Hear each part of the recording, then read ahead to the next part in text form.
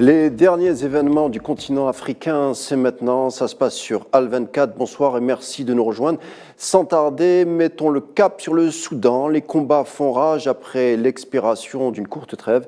Les deux médiateurs, l'Arabie Saoudite et les États-Unis, tentent de faire pression pour la poursuite du dialogue entre les deux belligérants, en vue d'un nouveau cessez-le-feu. Mais sur le terrain, les combats mêlant militaires et paramilitaires continuent de faire rage.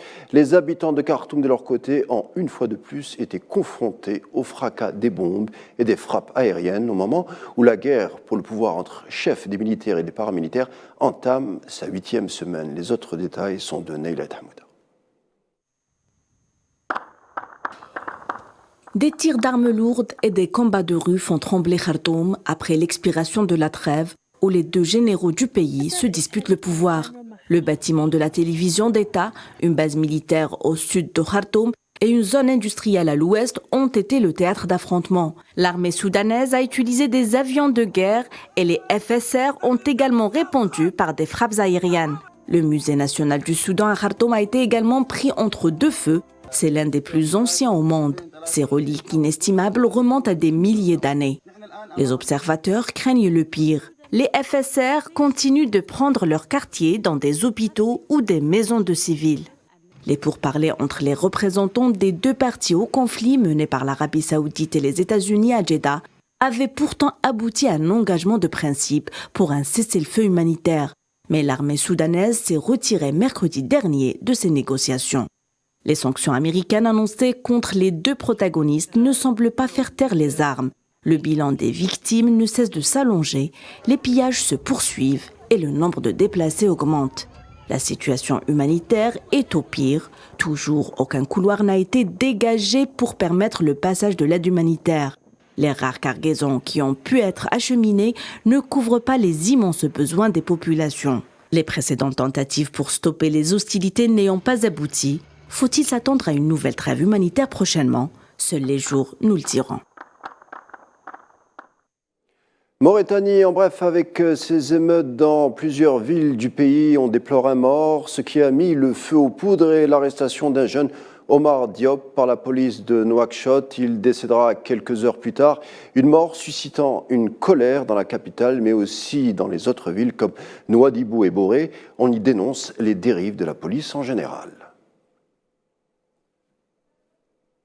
Le Mali serait-il en passe de devenir un important client en matière d'armement et sans provenance de la Chine et de la Russie? En effet, des partenaires ayant livré 5000 véhicules blindés neufs à Bamako, on le constate, la coopération entre le Mali et la Chine revêt au fil des mois une certaine importance en termes de volume, puisqu'il s'agit du deuxième lot de matériel reçu, des blindés militaires et autres 4x4 polyvalents permettant d'accéder aux endroits difficiles. Autre sujet fort du jour, puisqu'on va parler à présent du Sénégal avec le retour au calme, précaire certes, après 2 jours de tension, des affrontements qui ont fait 16 morts et plus de 500 arrestations, ce qui a mis le feu aux poudres, l'arrestation d'un opposant, candidat déclaré à la présidentielle de 2024, Ousmane Sonko. De son côté, le gouvernement évoque plutôt des actes de vandalisme et de banditisme. Sénégal, une situation socio-politique tendue, mais dont les raisons vont bien au-delà de l'arrestation de l'opposant politique Ousmane Sonko, puisque la crise est profonde, suscitant l'inquiétude au sein même de la sphère politique, à savoir la question épineuse au Sénégal actuellement, l'éventuel 3e mandat du président actuel, Macky Sall, question qui divise tout un pays. Explication, Nohad Belkhed. Longtemps bon élève en matière de démocratie au milieu d'un continent où les saccades de toutes sortes ne sont pas rares. Désormais, ce pays de l'Afrique de l'Ouest est en proie à une crise majeure jusqu'à menacer la stabilité même des institutions.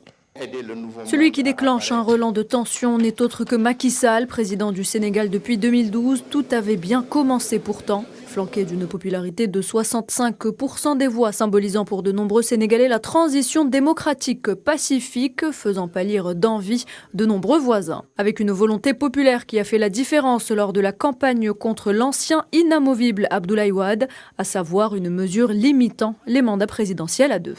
Chose faite dès 2016 avec une réforme constitutionnelle après un référendum réduisant également dans la foulée le mandat de 7 à 5 ans, approuvé à plus de 62,7%. Mais les attentes sur le terrain sont aussi pressantes. Un premier mandat où l'on observe une précarité endémique, voire une famine dans les régions rurales. La pauvreté augmente de façon exponentielle, motivant les migrations. 800 morts rien qu'en 2020.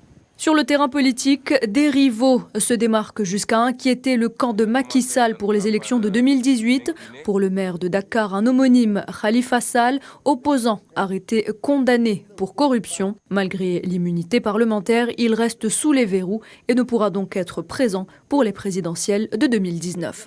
Après le scrutin, il sera gracié, un scrutin qui verra la victoire finale de Macky Sall pour un second mandat, avec 58% des voix. Une élection entachée également par l'élimination d'un autre adversaire, Karim Wade, fils de l'ancien président, condamné la veille des présidentielles, puis gracié pour un exil vers le Qatar. Et cette fois, le candidat du peuple et de la jeunesse, tête de file de l'opposition depuis 2012, Ousmane Sonko, accusé d'atteinte aux mœurs, arrêté, jugé et mis en résidence surveillée. La jeunesse y voit une façon de l'écarter des présidentielles de 2024. Une présidentielle où la tentative de rempiler une troisième fois pour Macky Sall est une perspective sérieuse, malgré sa réforme constitutionnelle. Lui-même avait déclaré qu'il ne pourrait plus être candidat s'il était réélu. Dans un livre publié à la veille du scrutin présidentiel de 2019, il affirmait même briguer son deuxième et dernier mandat, en faisant un argument de campagne. Depuis, son discours a changé. Dernière trouvaille pour ses partisans, toute la question est désormais de savoir si le premier mandat de 7 ans est comptabilisé ou si les compteurs ont été remis à zéro lors de cette réforme. Avant de clore le dossier de la crise politique au Sénégal, je vous propose d'écouter l'ex-premier ministre Aminata Touré à propos de la situation de son pays. Nous lançons un appel encore une fois au président Macky Sall. La responsabilité de la paix dans ce pays est entre ses mains. Parce que toute cette tension, en fait, l'origine, c'est sa volonté d'avoir un troisième mandat qui n'est pas acceptable, ni moralement, parce qu'il a dit partout que c'était son dernier mandat, et inacceptable selon les dispositions de la Constitution qui est très claire. Donc ce même processus qui lui a permis d'accéder au pouvoir, il doit, à défaut de le renforcer, de le laisser dans l'état dans lequel il l'a trouvé. Ce qui n'est pas le cas aujourd'hui.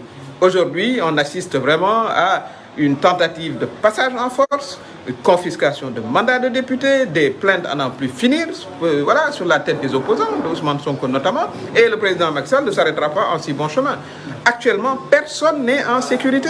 Dès que vous êtes contre le troisième mandat, à ce moment-là, on pourra discuter de comment il doit organiser des élections libres et transparentes, auxquelles il ne participera pas, bien sûr.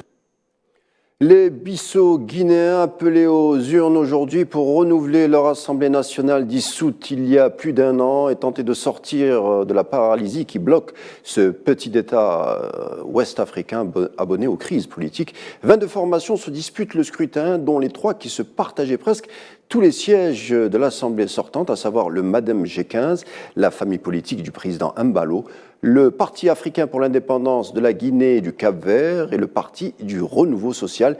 Un nouveau Premier ministre sera nommé à l'issue du vote.